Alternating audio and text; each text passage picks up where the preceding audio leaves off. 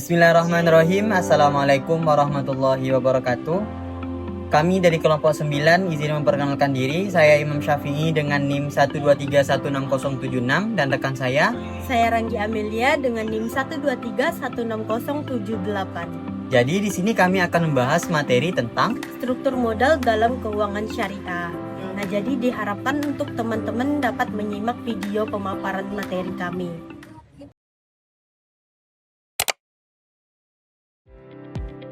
Apa itu struktur modal? Nah, jadi struktur modal itu adalah cara perusahaan membiayai aktivitasnya, yaitu campuran antara modal sendiri dan modal luar. Bedanya dalam keuangan syariah, semua pendanaan itu harus bebas dari riba, gharar, dan maisir. Setiap perusahaan itu apapun jenisnya membutuhkan modal agar bisa menjalankan kegiatan usaha. Modal ini itu digunakan untuk membeli bahan baku, membayar karyawan, membeli mesin, dan berbagai kebutuhan lainnya. Dalam sistem keuangan konvensional, modal biasanya berasal dari dua sumber besar. Yang pertama itu modal sendiri, dan yang kedua itu utang berbunga. Nah, tetapi dalam keuangan syariah, struktur modal itu tidak boleh menggunakan utang berbunga karena mengandung riba. Karena itu, cara memperoleh modal itu harus halal, transparan, berbasis aset nyata, dan adil bagi semua pihak. Struktur modal syariah itu akhirnya terbentuk dari cara-cara pendanaan yang sesuai syariat Islam yang dapat dibagi menjadi 3 kelompok besar. Nah, yang pertama itu modal sendiri. Ini itu adalah modal yang menjadi milik perusahaan, bukan pinjaman. Modal ini itu tidak menuntut bunga atau pengembalian tetap. Investor dan pemilik modal itu justru ikut memikul resiko bersama. Pendanaan jenis ini itu biasanya lebih sehat bagi perusahaan karena itu tidak memberi tekanan pembayaran cicilan setiap bulan. Beberapa bentuknya itu yang pertama ada saham syariah. Saham syariah adalah modal yang disetor oleh investor untuk memiliki bagian dari perusahaan. Investor itu mendapatkan keuntungan dari dividen atau kenaikan harga saham. Jadi tidak ada bunga dan tidak ada kewajiban perusahaan untuk membayar return tetap kepada pemilik saham. Nah, yang kedua ada mudharabah. Dalam mudharabah itu ada 2 peran. Yang pertama itu pemilik modal dan yang kedua itu pengelola usaha. Nah, jadi pemilik modal itu menyerahkan dananya kepada pengelola untuk dijalankan. Keuntungan itu dibagi bersama. Jika terjadi kerugian, pemilik modal yang menanggung, kecuali pengelola itu melakukan kelalaian atau kecurangan. Skema ini itu cocok untuk kondisi ketika ada orang yang punya uang tapi dia tidak punya keahlian. Nah, ada juga orang yang punya keahlian tapi tidak butuh modal. Lalu yang ketiga itu ada musyarakah. Musyarakah itu adalah kerjasama di mana 2 pihak atau lebih itu mengumpulkan modal untuk menjalankan sebuah usaha. Semua pihak menyetor modal, berbagi risiko, berbagi keuntungan sesuai kesepakatan. Jika rugi, kerugian itu dibagi sesuai porsi modal. Ini itu menciptakan suasana adil karena tidak ada pihak yang hanya menuntut keuntungan tanpa ikut menanggung risiko. Lalu yang kedua itu ada pembiayaan berbasis aset. Nah, ini itu disebut juga quasi debt karena menyerupai utang, tapi sebenarnya itu bukan utang berbunga. Pendanaan ini itu dilakukan melalui transaksi real, seperti jual beli atau sewa, bukan pinjam uang. Beberapa bentuknya, yang pertama ada murabahah, yaitu jual beli dengan margin keuntungan. Bank atau lembaga keuangan syariah itu membeli barang yang dibutuhkan perusahaan, lalu menjualnya lagi dengan harga yang lebih tinggi dan dibayar secara cicilan. Nah, margin ini itu halal karena berasal dari kegiatan jual beli, bukan dari riba. Lalu yang kedua itu ada salam. Ini itu cocok untuk pembiayaan pertanian. Pembeli itu membayar di awal, lalu penjual nanti menyerahkan barangnya belakangan. Lalu yang ketiga ada istisna. Biasanya itu untuk proyek konstruksi atau manufaktur, perusahaan bisa memesan barang atau bangunan yang belum jadi dan membayarnya secara bertahap. Yang keempat ada ijarah atau sewa menyewa. Nah, dalam ijarah itu perusahaan tidak perlu membeli aset karena perusahaan itu menyewa dari bank syariah atau lembaga syariah. Nah, skema ini itu mirip dengan pembayaran leasing tetapi tanpa bunga. Kemudian yang ketiga adalah instrumen pasar modal syariah.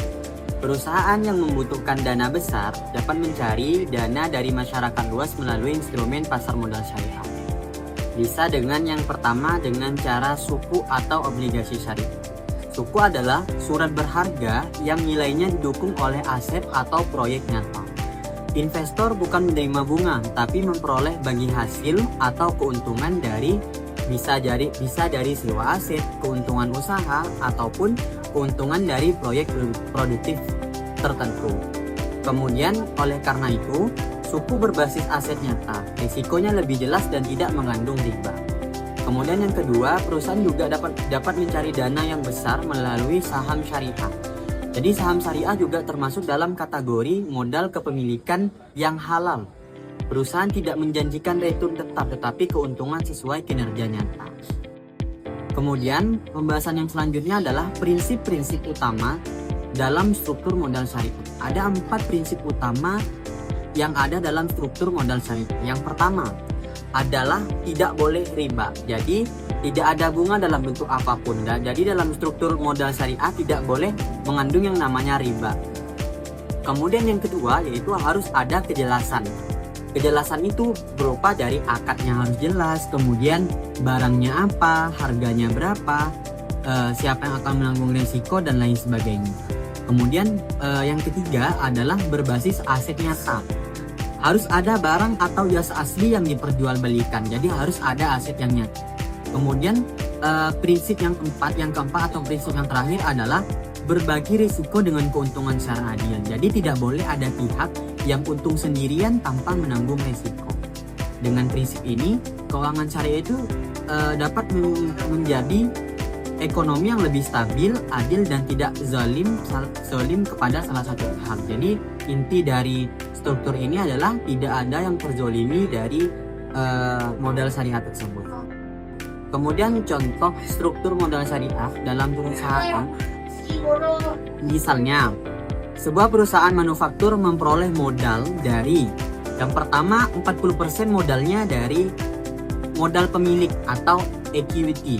Kemudian yang kedua 30%-nya lagi adalah modal dari musyarakah dengan partner bisnis. Kemudian yang 20%-nya lagi modalnya didapat dari murabaha untuk pembelian mesin. Kemudian 10% dari sisanya adalah suku ijarah untuk pendanaan aset.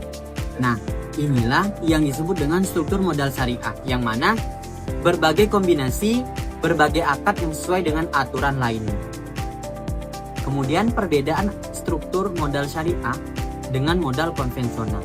Kalau dilihat dari aspek dasar pendanaannya, kalau struktur modal syariah dia lebih ke bagi hasil dan berbasis aset real. Sedangkan konvensional dia dari pendanaannya diraih dari utang bunga. Kemudian yang kedua, aspek dari imbal hasil. Kalau syariah itu lebih ke margin atau bagi hasil, sedangkan konvensional lebih ke bunga.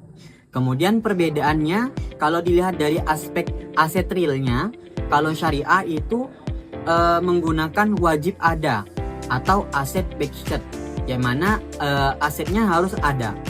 Kalau konvensional dia lebih ke tidak wajib ada.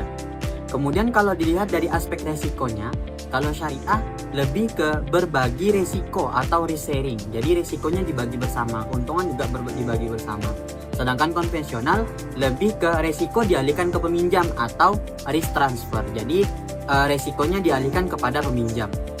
Kemudian kalau dilihat dari aspek tujuan, perbedaannya dengan syariah dan konvensional adalah kalau syariah lebih ke keadilan dan keberlanjutan.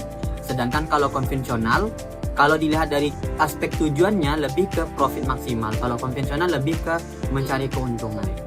Kemudian kesimpulan yang dapat kami simpulkan dari pembahasan saya dan rekan saya barusan adalah struktur modal syariah adalah cara perusahaan membiayai kegiatan dengan kombinasi modal sendiri dan modal luar yang harus bebas riba, gharar, dan maisir. Nah, pendanaan syariah berbasis transaksi nyata dan prinsip bagi hasil. Sedangkan modal sendiri bisa melalui saham syariah, bisa melalui musyarakah dan mudharabah.